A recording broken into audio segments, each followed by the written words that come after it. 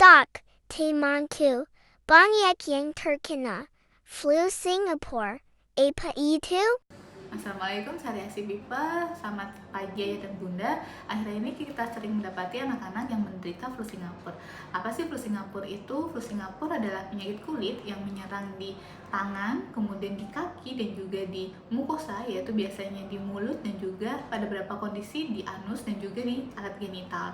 Penyakit ini disebabkan oleh virus, yaitu tipe dari enterovirus. Ada dua tipe, yaitu coxsackie virus dan juga enterovirus tipe 1. Apa saya gejala flu Singapore?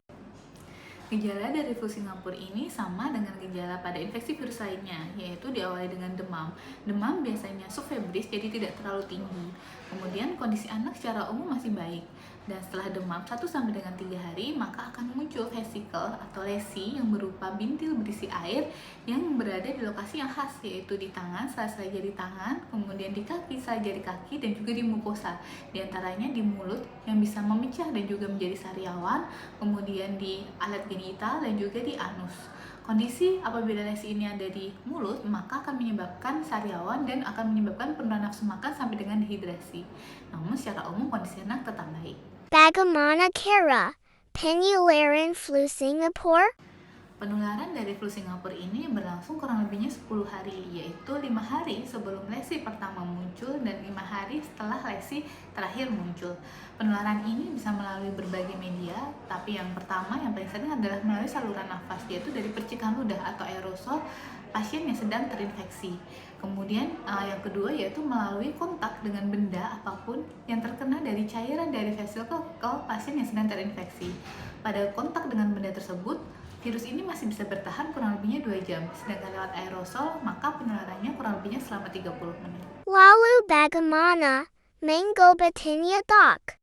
Pengobatan pada flu Singapura bersifat simptomatis, yaitu kita mengobati gejala yang ditunjukkan oleh pasien. Di antaranya apabila demam, maka ya Bunda bisa memberikan paracetamol setiap 4 sampai dengan 6 jam sekali jika anak masih demam. Kemudian berikan juga kompres hangat pada beberapa bagian tubuh yang dirasakan nyeri oleh anak tersebut. Kemudian kita juga bisa memenuhi kebutuhan cairan supaya tidak terjadi dehidrasi. Apabila pada anak ditemukan tanda dehidrasi atau bahkan sampai tanda peningkatan tekanan di otak hingga kejang dan penurunan kesadaran, maka segera bawa ke rumah sakit, yaitu ke dokter spesialis anak. Bisa kataiska penularannya? Pencegahan dari flu Singapura saat ini memang belum ada vaksin yang tersedia, sehingga yang bisa kita lakukan adalah apabila memang ada salah satu anak yang sedang menderita flu Singapura, maka sebaiknya satu anak tersebut memakai masker agar dia tidak menularkan lewat percikan ludah. Yang kedua, jangan lupa apabila dia menyentuh permukaan benda, maka segera bersihkan permukaan benda tersebut, bisa dengan cairan antiseptik.